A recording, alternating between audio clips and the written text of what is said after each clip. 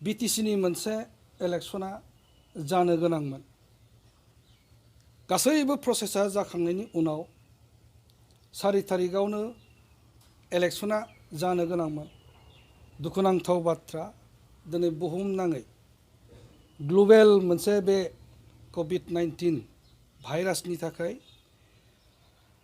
इलेक्शना दिनै पस्टपन जानानै आरो पस्टपन जानानै थांनाय लोगो लोगो जिहेतु टार्मसा 27 तारिख दाखालि एप्रिलाव जोबनानै थाङो लोगो लोगोनो मोनसे कनस्टिटिउसनेल क्राइसिस जानानै फैदों। दा बिनिखायनो बेवहाय कनस्टिटिउसनेल जेब्ला क्राइसिस जायो, हयथ' जानो हागौ 6 सिडिउल एडमिनिस्ट्रेशननि गेजेराव गभर्नरानो सासे जोबथा बिनि डिसिसन मथेनो दिनै गासिबो बिनि डिसिसन मथेनो जायोमोन। किन्तु दिनै गभर्नर बिथाङा बिटिसिनि पावारखौ गावनि आखायाव लानानै थांदों। बेवहाय बियो किन्तु दिनैनि तारिखआव बिटिसि खुंथायनि जिथुनाखि टार्म्स एन्ड कन्डिशन्स, टार्म्सआ जोबोब्ला माखासे अपसन दंबावोमोन जे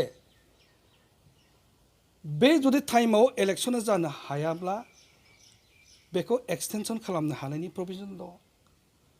6 मास, बोसोरसे आरो 1.5 बोसोरसिमहालागै एक्सटेनसन जानो हायो होननानै दिनै कनस्टिटिउसनेल एक्सपार्टफ्रा दिनै बेखौ बुंबाय थादों।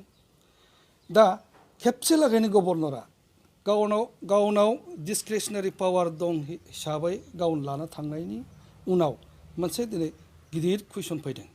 बे कुइसनानो जाबाय मा, दिनै गभर्नरनि आखायाव थांनाय बे कनस्टिटिउसनेल प्रभिजन दंखाथारो।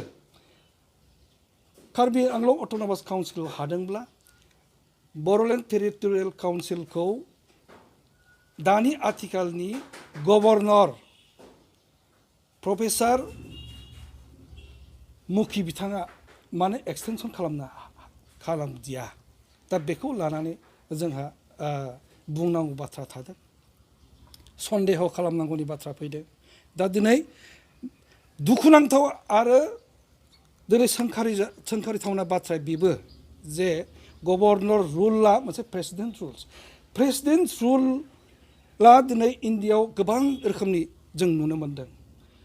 352 निफ्राय आराम्भ खालामनानै 360 सिम प्रभिजन अफ इमारजेन्सि होननाय कनस्टिटिउसनाव जों नुनो मोनो। 352 आर्टिकेलनिखौ नायोब्ला बे मोनसे इमारजेन्सि रुल। बेवहाय दिनै देशआव लायनो माबा मोनसे वार जायोब्ला बा सिङाव माबा मोनसे दिनै मोनसे गोनो गोथो बा दिनै थासारिफ्रा मोजां नङाब्ला बेवहाय जोङो थारैनो जोङो बिजिरनानै नायदों।